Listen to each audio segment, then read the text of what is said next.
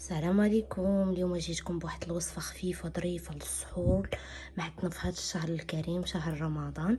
كيف ما كتشوفوا كتجي خطيره وسهله التحضير وبمكونات خفاف وظراف وساهلين ومتواجدين في اي دار، بلا نشا بلا دقيق، غير بالحليب وبشي مكونات اللي خفاف. يلا نشوفوا الطريقه ديال التحضير ونشوفوا المكونات اللي غادي نحتاجوا، المقادير على بركه الله. اول حاجه غادي نشوفوا المكونات اللي غادي نحتاجو. عندي هنايا البنان اللي مقطع، عندي هنايا 5 الحبات ديال التمر حيد ليهم العظمه، وعندي هنا المكسرات استعملت انا الكركاع، ممكن تستعملوا حتى اللوز. عندي 2 باكيات ديال الفلون، وحده كراميل وحده فاني، وعندي ايطرو ديال الحليب. اول حاجه غادي نكب ايطرو ديال الحليب كامل بهذه الطريقه، وغادي نضيف جميع هاد المكونات اللي عندي هنايا كاملين. من بعد ما كبيت الحليب غادي نضيف التمر، البنان استعملت انا 2 حبات ديال البنان، وغادي نضيف الكركاع والمكسرات مع لي ساشي ديال الفلون كاملين. وما غادي ندير لا سكر لا والو، حيت هذا الفلون كبير كيكون اصلا حلو، وانا ما بغيتش التحليه ديالو تجيني حلوه بزاف.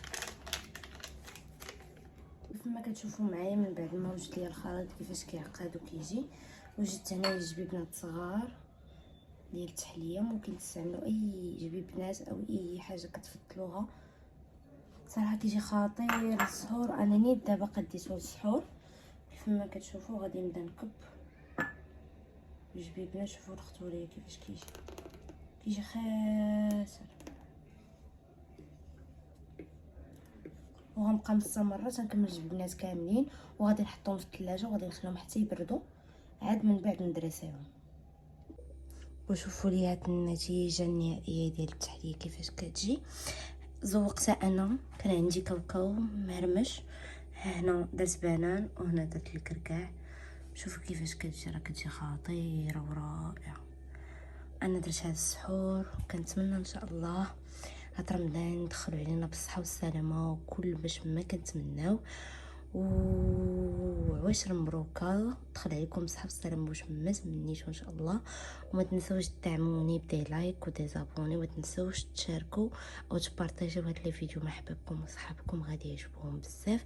بحال هاد الانواع ديال الفيديو ما تنسوش ديروا لي الابوني للقناه ديالي شي واد المزياني، ونهاركم مبروك.